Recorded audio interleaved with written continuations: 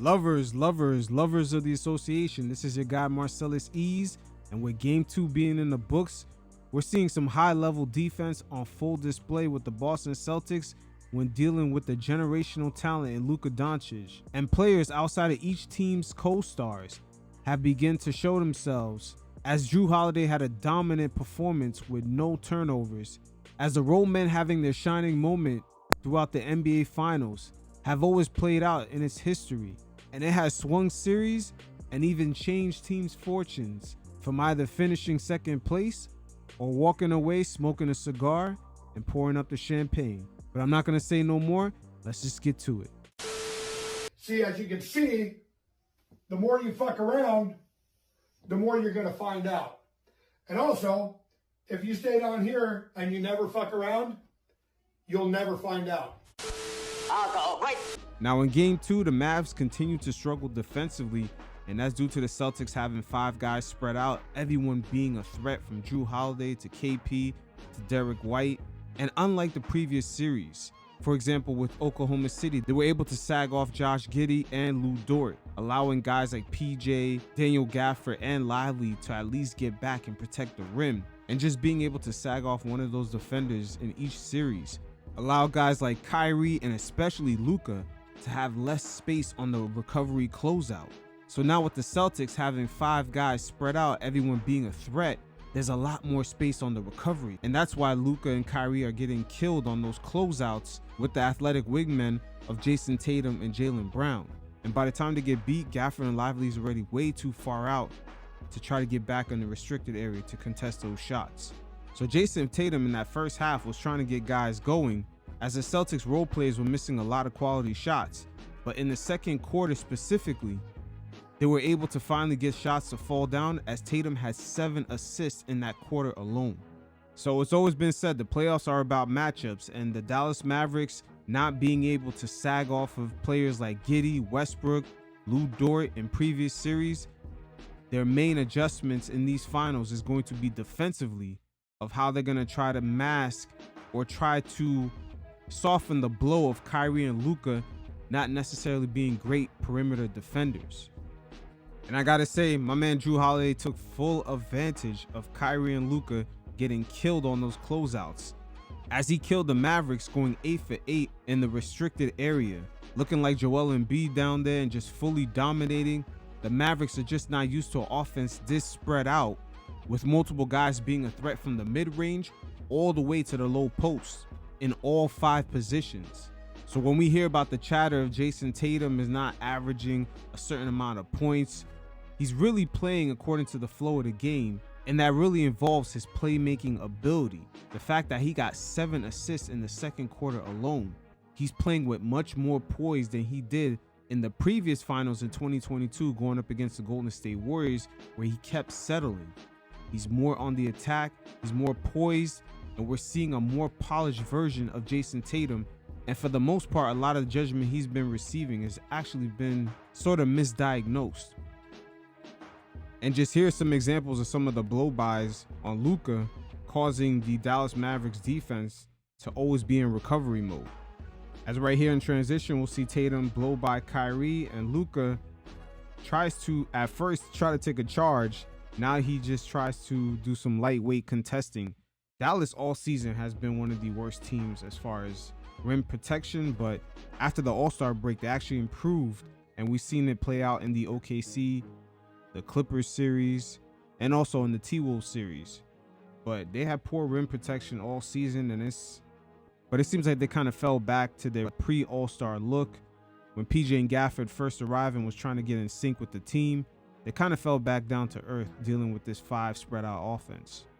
And here's a perfect example of Luka dealing with the spacing, as Jrue Holiday right here is going to do a ghost screen. He's going to pop out. Not only he's a threat from out here, he could attack. So we're going to see Luka try to deal with all the spacing right here on the recovery. At first, he was expecting the screen. Now on the ghost, he pops out. See, Luka on the recovery, a little bit slow on it. And now Jrue's going to attack. Yeah, Jrue's been killing them all game long. Tatum, once again, way too easy to get by Luka, and catches Jones Jr. right in the restricted area. Just Luka all game long has been an easy point to break down this Dallas defense and just always having them at a point to recover, to be in recovery mode. So Kyrie started off this game cooking in that first quarter, going 4 or 5 from the field, but the Celtics did a great job making sure that the Mavs didn't have any shots from 3, especially at those corners. And they began to make things difficult for Kyrie starting in that second quarter. Now, even though Kyrie and Luka were cooking at the same time, they ended that first quarter only up 3. And that's with the Celtics missing most of their jumpers. Now, Kyrie right here kind of falls back into a habit he had in game 1, which is taking too long to set things up. Now, pay attention to Derek White right here, as Kyrie is actually kind of looking past Pritchard to see who's going to help, because that's really who he has to beat. But right here, we're going to see the great defense by Pritchard staying with Kyrie, and as White advances for the double team. But that doesn't matter because Pritchard holds his own. And once again, this Celtics team, the real MVP has been their defense thus far. And we're continuing to see why this whole defense has been the MVP as Keebler gets that strong ox of Jrue Holiday off of him, rolling downhill. But we're going to see the dilemma that Kyrie Irving is facing right here. Look who begins to stunt in and help. You got the athletic Jaylen Brown, also another athletic forward in Tatum, and you still have that ox down low on the help. So Kyrie's dilemma is not quite over yet.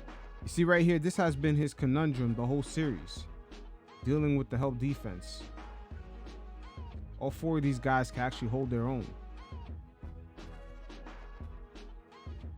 Right here's another prime example of the Celtics not allowing Kyrie to set up. Check out Jrue Holiday, he stunts in. They're leaving PJ wide open, especially from around here. As long as PJ is not in the corners, they don't mind sagging off of him. So Kyrie trying to set up quickly. I remember in the Minnesota Timberwolves series, Kyrie in transition was making them pay every single time. So the Celtics having multiple defenders who can hold their own is actually kind of hurting him from setting up that way.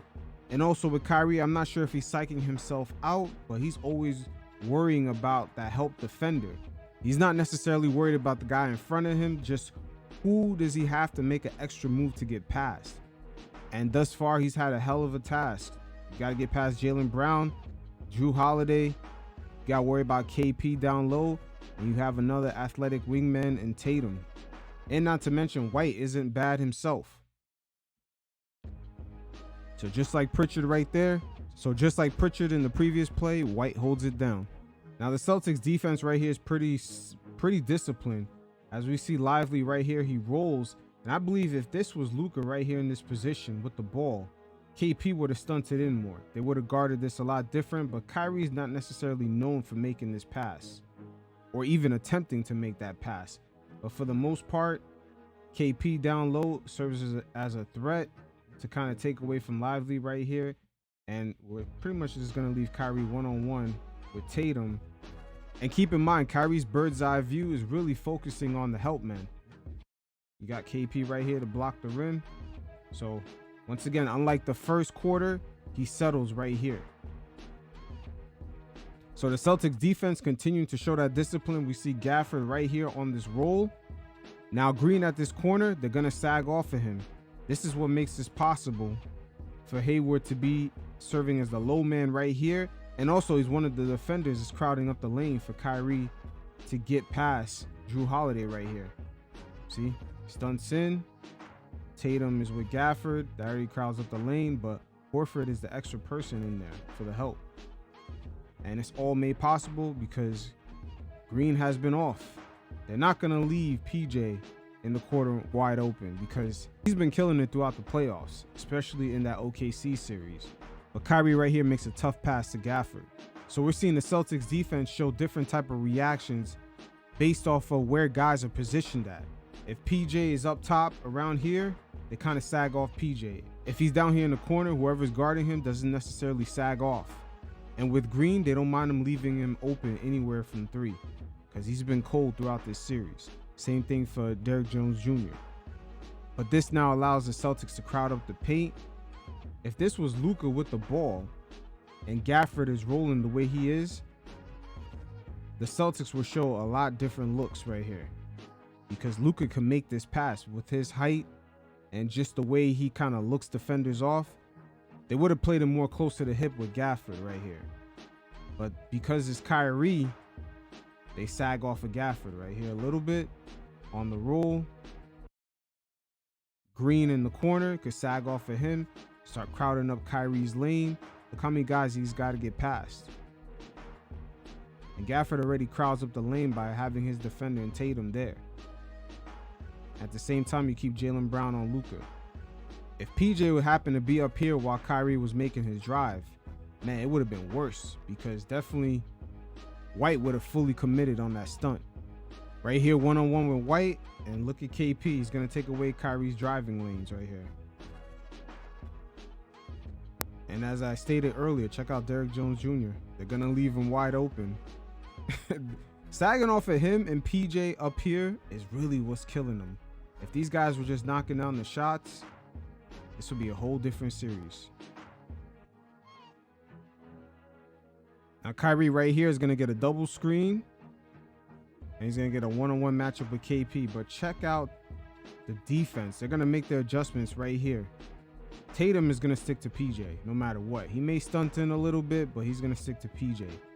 But watch the switch. Sam, he knows where to be, because Tatum is going to stay up here and crowd up the lane. Look at that. With Kyrie, see, Kyrie's not going to be able to go nowhere, because now Brown stunts in. Sam knows to make this switch. And once again, they're going to sag off of Hardy, because he's in that area where they're not afraid of giving up shots to guys like him, PJ, and Green. And even Jrue, if he wants to, or Sam, they could sag off of Green around this corner, because he's been weak with that all series long. But now with Kyrie, check out his vision. He's dealing with Tatum stunting in just a little bit. And mainly he's going to be dealing with Brown. Brown's going to make that full commitment right here. So he's going to settle right on KP.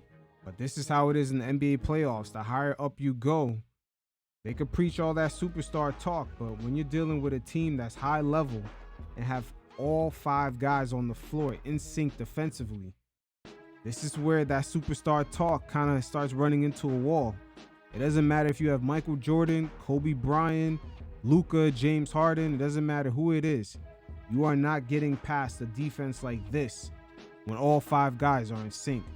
Now with the Mavs in this series not really getting that many attempts at the hoop from 3, they're not attempting enough threes like their usual habits all season have been.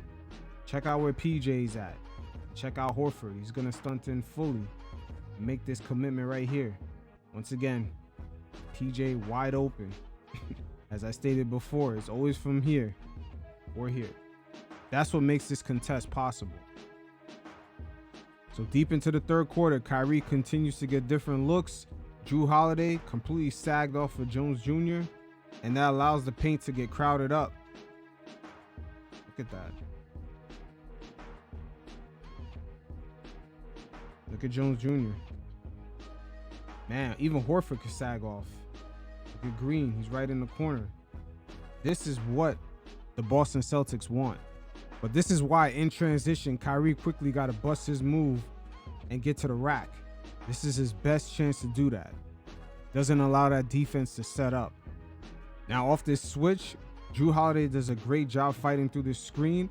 And look at these defenders right on Kyrie. You got 3 of them. And you also got a 4th defender here, because we all know Al Horford, he's going to stunt in and completely sag off of Derrick Jones Jr. in the corner. It's really White who has to stay. But because of Kyrie's on the opposite side, he could stunt in a little bit, but he's going to get back to PJ because they're not trying to give up this shot. But it leaves for things to get quite difficult for Kyrie. So Luka in that first half scored 23 points. He got to his step back threes. But one thing to take away from this, even though Luka and Kyrie was clicking real well in that first quarter, the Mavs entered into the second quarter only up by 3 and went into the half down by 4. And throughout this series thus far, the Mavs have not gotten enough 3-point attempts, because even though Kyrie and Luka had a great first half, they still weren't able to break down that defensive discipline of the Boston Celtics in a way in which they could get other guys going from three, i.e. PJ Washington, Derrick Jones Jr., Maxi Keebler, etc. So as we take a look at the second half with Luka dealing with this disciplined Boston Celtics team, we're going to check out Horford and White. As off this screen, White commits on the help because he knows he was guarding Jones Jr., which he could leave open from the corner shot. But keep in mind, Horford ain't dumb. He knows he can't give up this shot right here to PJ. Horford is right here on the closeout to prevent this. Changes PJ's mind. So that's a three-point attempt that Dallas would normally get throughout the regular season and versus teams that kind of have lesser experience like the Oklahoma City Thunder. So coming off that first half, with Luka being so hot, we're going to see the Celtics overcommit right here. With Horford hedging completely, Jrue Holiday trying to recover. Man, Jrue is just too strong, like a fucking ox. He's going to get through those screens. But Luka being hot like that and the Celtics just being so concerned is going to open things up for Lively on this roll. But the Celtics continue to test out Luka even though he was hot in that first half. Now we see him coming off this pick. Check out White, completely sagged off of PJ. And also look at PJ's location. And look at Derrick Jones Jr. on the same side. So you know Jrue's going to stunt off of him also and help out in case Luka attacks. They're trying to force Luka to have other Mavs players involved outside of their comfort zone in this series thus far. But White right here, check out the recovery, man. Woo. Look at Jrue even helping out. Man, Jrue stopped the pass by just waving his hands in the air. Took away that corner three. Even though they trust it, they trust Derrick Jones Jr. thus far taking these type of shots. But forcing other guys like PJ to make something happen outside of Luka. To take away all that first half momentum that Luka had. Inch by inch, minute by minute. It's almost like a faucet leak. He was warmed up in the beginning, but it's a matter of time before he gets cold. So the Celtics still hunting to put Luka in a situation where he's trying to make other Mavs players make things happen. Check out how Jrue Holiday is still close to the hip to Kyrie. Derrick White completely sagged off of Jones Jr. Now Keebler right here, I wish he rolled. Even though he bumped into Tatum, he should have rolled right here. But again, the Celtics got the Mavs where they want them. They want role players like Keebler to be making tough choices. But with the wingspan of Tatum, he knocks that loose. We're going to take a look at this one more time coming off that pick. Luka's going to have another long dribble right here, trying to get Keebler open. But man, I wish he kind of fought through that bump. It would have not only been an easier pass, it would have been an easier attempt at the cup. But Tatum gets a hand in there and gets the steal. So off this Lively screen, KP hedges Luka. You see Sam completely sagged off of PJ. We're going to see exactly why. PJ misses the open shot. But initially, Luka had no chance to even make this drive right here because everybody can kind of sag off. Jrue can sag off of Hardy. Sam sagged off with PJ in that spot that he normally doesn't knock down these threes. And you got Green in the corner. So everybody right here, technically, let's say if Luka was able to make this turn, this is what he'll meet. Tatum, Jrue, and Sam. So when Kyrie's off the floor, this particular lineup right here is going to have a lot of issues if guys are just not making shots. So now Dallas introduces Dante Exum into the fold, trying to provide a little bit more shooting options as the pickings have already gotten slim with Hardy, Keebler, and Josh Green.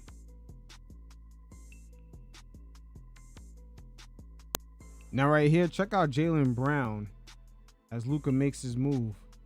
He's going to leave off of PJ, completely sag off and just leave PJ with the open shot. Luka could have made this pass here. There's enough time on the shot clock.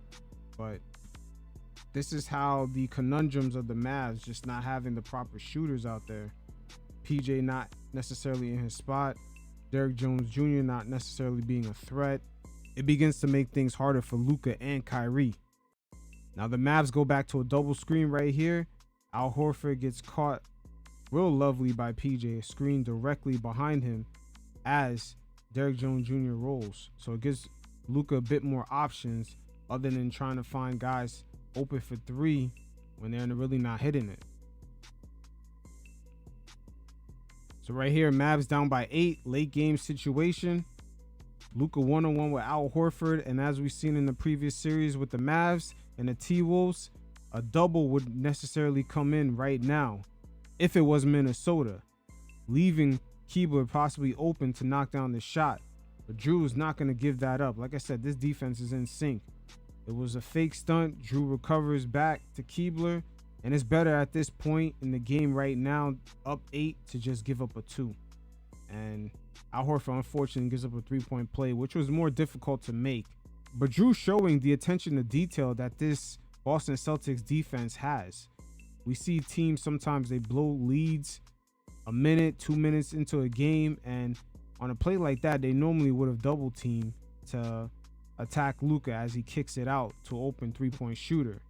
But the Celtics will put you in a position for you to complete the play on your own.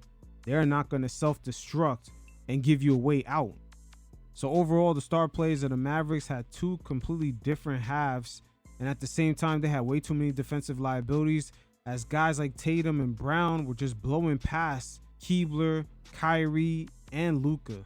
And it just led them to be in recovery mode from there, as guys like Jrue Holiday got to cooking in the paint, going 8 for 8 in the restricted area, and just dropping 26 points with no turnovers, and just playing superb defense along with all the other 4 players of the Boston Celtics, as they were in sync all game. They made their adjustments from quarter to quarter, and in reality, this team defense has really been the MVP. And when I say that, just imagine KD's voice. You are the real MVP Boston Celtics defense. And they are operating on a very high level, very detailed. The Mavs are still going to have to find a way to get more 3-point shot attempts, because going from quarter to quarter in this series, the Celtics pretty much tightened up that leaky faucet. And that is a big characteristic of the Luka Doncic pick and roll. It's him being able to find guys open, or just him being able to utilize his scoring threat to get other guys going.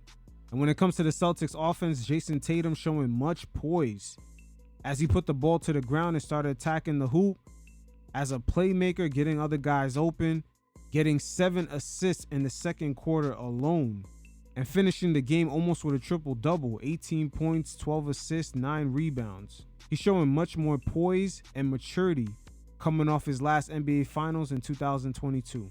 The Celtics have shown after Game 2 that they are the dominant team. You can see it on both ends of the court. There's no doubt about it. So until next time, you fellas stay safe. Peace.